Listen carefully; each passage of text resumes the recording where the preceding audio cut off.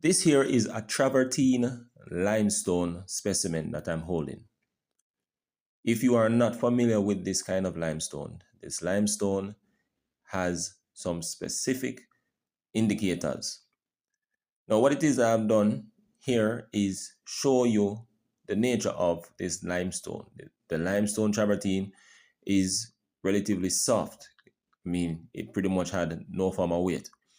What it is I highlight there is that as it goes through a degree of weathering, it becomes somewhat orange brown in color. That indicates that there is a degree of iron that is present. Now, what I'm also highlighting here is that there basically is that difference between the hard white limestone group versus the soft travertine. In this clip, you can see that we have the zone in which this travertine has experienced a degree of erosion, whereby it has become pretty much terra rosa soil or bauxitic soil. Now, in this clip here, what you're seeing is an in situ rock, that being chert. If you're not familiar, chert is basically sedimentary rock that has been formed by siliceous microorganisms.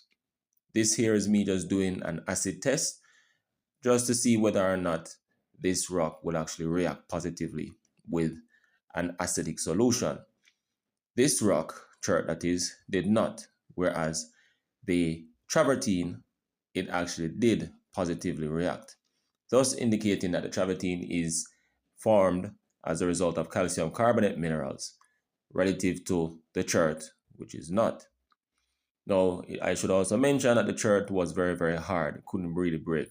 At a point in time, I even confused the chert with the marble. Now, here I highlight that the chert as well as the travertine are pretty much close to each other. Travertine is actually on top of this chert here, and essentially where I found this outcrop is where it is considered as a folded outcrop. So in other words, even though the chert is located beneath the travertine in this case, it may not necessarily mean that the chert was older than the travertine. Now, what it is that you should gather is that in terms of the travertine gives some some indicators in terms of the geobase environment. Travertine suggests that the environment in which it was formed would have been that of hot springs. Chert suggests that the environment in which it was formed would have been marine or in the sea. Now listen to this point. So I also theorize that the environment is a hydrothermal environment, very similar to the reality that this is the environment whereby you would have had gold as well as oil, natural gas being formed. Yes, people, you heard right. And if it's a case that you may be an individual who is not in full agreement with what it is that I'm saying, here are the points to support this statement. One, where this travertine as well as chert were found is on or surrounding the inlier, whereby I found copper-based rocks, copper-based as well as other metallic rocks. Second point is that where the said rocks were found, as you could have seen in a clip earlier herein, bauxitic soil is also present. Third point is that now, when you think about the reality that the chert was found or formed in marine environment, and the travertine indicate that the environment would have been a hot environment, hot springs, then if you are to connect that, basically there is a nearby inlier, then that inlier would be the source of the heat.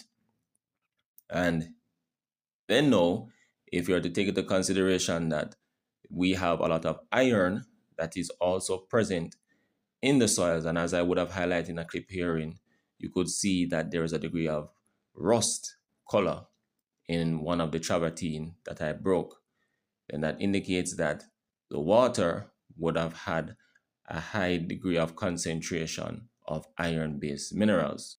Now then, for the oil and natural gas indicator, this location is relatively nearby the location of Windsor.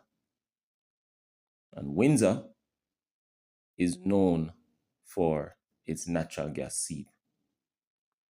So as you can see on this image, Windsor is pretty much surrounded by two highlighted fault zones. Where I mapped this location, the Dornvale fault zone is intersecting or creates a degree of a barrier between it and the other layers I mapped prior to it.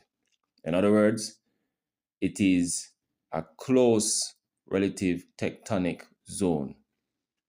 And in other words, it is highly likely that this cross section will reveal a similar cross section if it were to be the case that that would have been the nature of the work that I would do where I captured this video.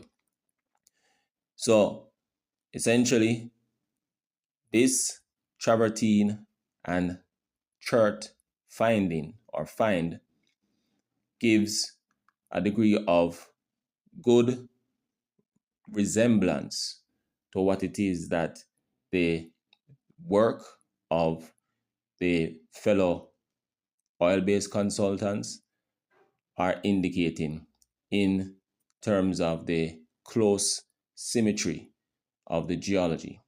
And this also gives indication that Jamaica's geology is a very interesting one. And the more work that is done, the more we realize that we still need to do a lot more.